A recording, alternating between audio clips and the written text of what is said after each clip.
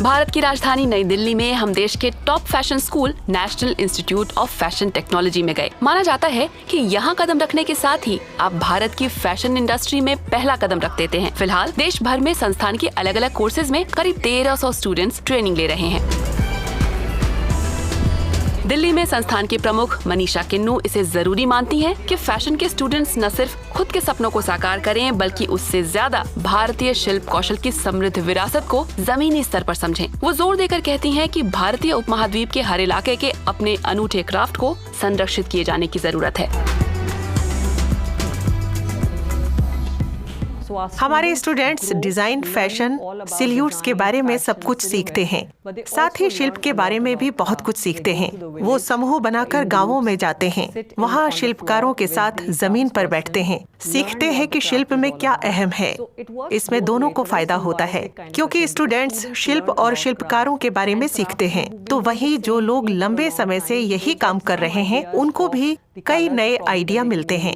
शिल्पी अपने काम में विविधता लाकर अपने ज्यादा माल बेच पाते हैं और कमाई बढ़ा पाते हैं। फैशन इंडस्ट्री की समस्याएं जानना समझना भी यहाँ की ट्रेनिंग का हिस्सा है।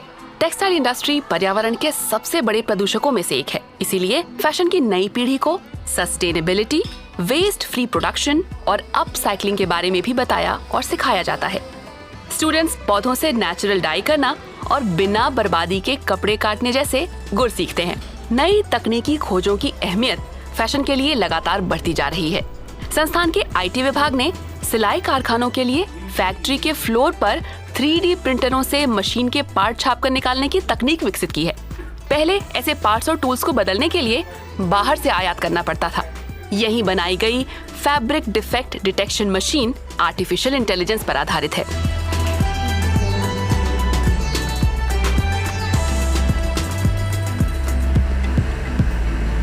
इसमें इंसानों के दखल की बिल्कुल जरूरत नहीं रहेगी। आजकल फैब्रिक इंस्पेक्टर जैसे काम करते हैं वो बहुत मुश्किल होता है। उन्हें पूरे समय कपड़े पर आंखें गड़ाकर रखनी पड़ती हैं। कोई खराबी छूटनी नहीं चाहिए, तो इसका असर उनकी सेहत पर भी पड़ता है। उनके काम के घंटे भी बहुत कम होते हैं क्योंकि कोई इस तरह लंबे समय तक काम कर भी नहीं सकता। इसलिए इससे न केवल सस्टेनेबिलिटी के मामले में बल्कि मानवीय पहलू और क्वालिटी के मामले में इंडस्ट्री को काफी मदद मिलेगी।